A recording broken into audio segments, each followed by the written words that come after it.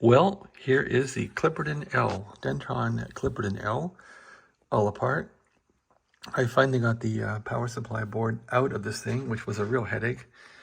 It's almost like you got to remove this thing, but if you take these two wires off the switch here, this wire here, which is soldered onto here, and the other one, you can sort of angle it out.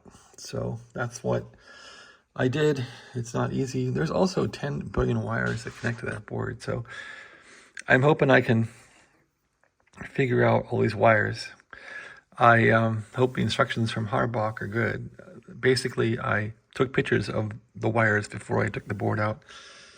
But then it became time to just take the board out and deal with it. So that's what we're doing here. I also took all the capacitors out of the old board. I don't know how good these are, but they look pretty new. You always need capacitors for some projects, so I took them all out of the old board. I took all the resistors out and the diodes out too. I don't know if the diodes are any good, but I don't know. It didn't take that long to take that stuff out, so I'll put that in my parts bin for later projects. Actually, I probably got to put one of these capacitors into this radio because it's got some hum going on, so those might get put to use. But probably one of these is bad. Something is sparking in this thing.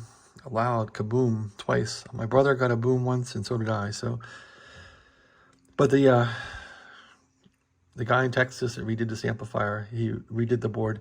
So I'm thinking now that this thing was hit by lightning, and lightning fried the power board, and so the guy stitched it back together with wiring, and it just was never right. So anyway, the Harbach board, I gotta get this guy in now.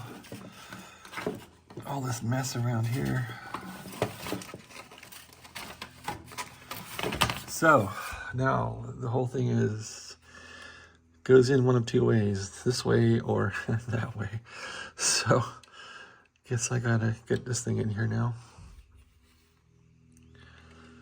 I guess I could scrunch it down there, and sometimes it's easier to just put the wires on. Anyway, figure out what Harbach says on how to do this. Thanks for watching. Have a great day.